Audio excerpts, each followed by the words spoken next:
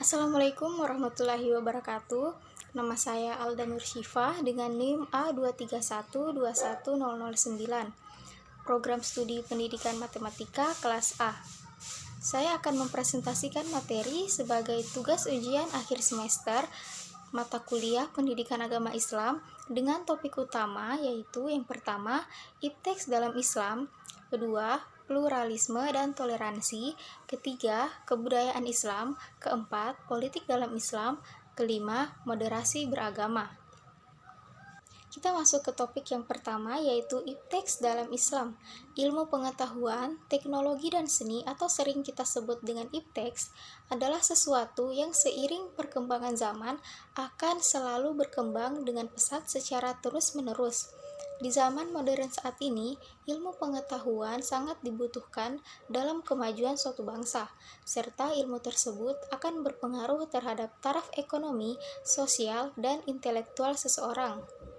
Inovasi-inovasi baru dari ipteks kian hari semakin canggih, sehingga penemuan-penemuan ipteks seperti telekomunikasi, transportasi, informasi, dan lainnya telah memudahkan kehidupan manusia dalam memenuhi kebutuhannya. Islam sangat memperhatikan pentingnya ilmu pengetahuan, teknologi, dan seni dalam kehidupan umat manusia. Martabat manusia di samping ditemukan oleh peribadahannya kepada Allah, juga ditemukan oleh kemampuan pengembangan ilmu pengetahuan, teknologi, dan seni.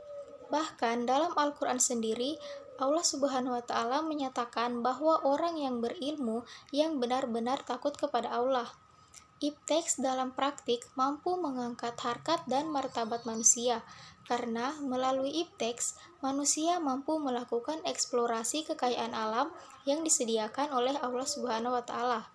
Oleh karena itu, dalam pengembangan ipteks, nilai-nilai Islam tidak boleh diabaikan agar hasil yang diperoleh memberikan kemanfaatan sesuai dengan fitrah hidup manusia.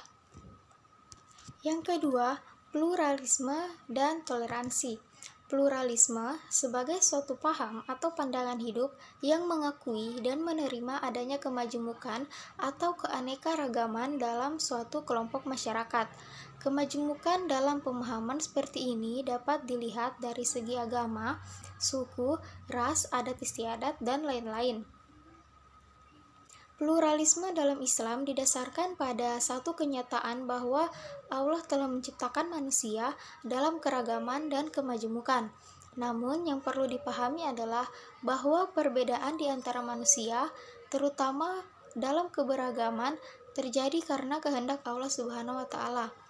Setiap orang Islam meyakini hal itu dan sebagai keniscayaan yang tidak dapat ditolak atau diubah sedikit pun.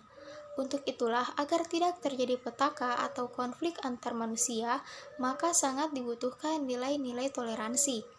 Al-Quran, As-Sunnah, dan perilaku ulama telah menjadi alasan untuk menghargai perbedaan tersebut. Kemudian, toleransi. Kata toleransi memiliki padanan dalam bahasa Arab dengan kata tasamuh yang berarti kesiapan untuk saling memudahkan dan mengizinkan. Tasamuh adalah toleransi antar dan inter umat beragama yang bertujuan memelihara kerukunan hidup dan kerjasama yang baik dalam masyarakat. Tasamuh berfungsi sebagai penertib, pendamai, dan pemersatu dalam interaksi dan komunikasi yang berkesinambungan agar terwujud hubungan baik demi terpeliharanya kelestarian lingkungan hidup antara sesama anggota masyarakat dalam suatu negara. Ruang lingkup toleransi dalam mewujudkan kerukunan antar umat beragama tidak lepas dari hal-hal yang berkaitan dengan kehidupan sosial masyarakat. Yang ketiga, kebudayaan Islam. Arti kebudayaan dalam Islam terdapat beberapa akronim, diantaranya disebut Al-Syakafah yang berarti pandai dalam memahami sesuatu. Kadangkala disebut Al-Hadarah yang berarti peradaban atau adab. Dalam Kamus Besar Bahasa Indonesia, adab diartikan sebagai kehalusan dan kebaikan akhlak, juga kesopanan. Secara umum, sistem kebudayaan dibagi menjadi 7 unsur, yaitu sistem bahasa, sistem pengetahuan, sistem organisasi sosial, sistem peralatan hidup dan teknologi, sistem mata pencaharian hidup, sistem religi, dan kesenian. Dasar-dasar kebudayaan Islam diantaranya yaitu yang pertama tauhid, yang kedua ajaran Islam bersifat aktual, yang ketiga Islam menghormati akal manusia, yang keempat Islam mendorong pemeluknya untuk menuntut ilmu, yang kelima Islam menyuruh pemeluknya untuk menjaga lingkungan sosial, yang keenam Islam menyuruh pemeluknya untuk berhati-hati dalam menerima informasi. Yang keempat, politik dalam Islam. Secara etimologi, kata politik berasal dari bahasa Yunani, yaitu dari perkataan polis yang mempunyai arti kota dan negara.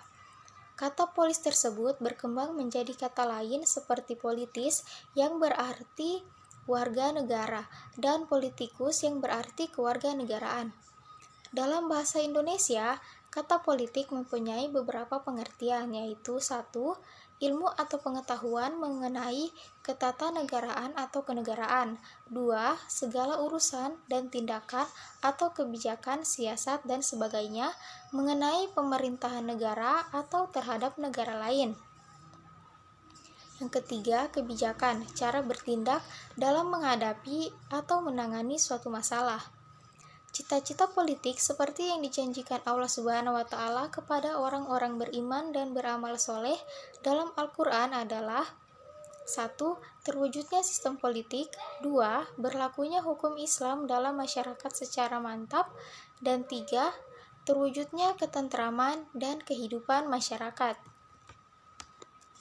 5. Moderasi beragama. Moderasi adalah ajaran inti agama Islam. Islam moderat adalah paham keagamaan yang sangat relevan dalam konteks keberagaman dalam segala aspek, baik agama, adat istiadat, suku, dan bangsa itu sendiri. Nah, prinsip-prinsip moderasi beragama. Yang pertama, prinsip keadilan. Prinsip keadilan mencakup 1. Tidak berat sebelah atau tidak memihak. 2. Berpihak kepada kebenaran. Dan 3. Sepatutnya atau tidak sewenang-wenangnya. Prinsip yang kedua yaitu prinsip keseimbangan. Prinsip keseimbangan mencakup 1. Keseimbangan teologi. 2. Keseimbangan ritual keagamaan. 3. Keseimbangan moralitas dan budi pekerti. 4. Keseimbangan proses tasyri atau pembentukan hukum. Dan prinsip yang ketiga yaitu prinsip toleransi.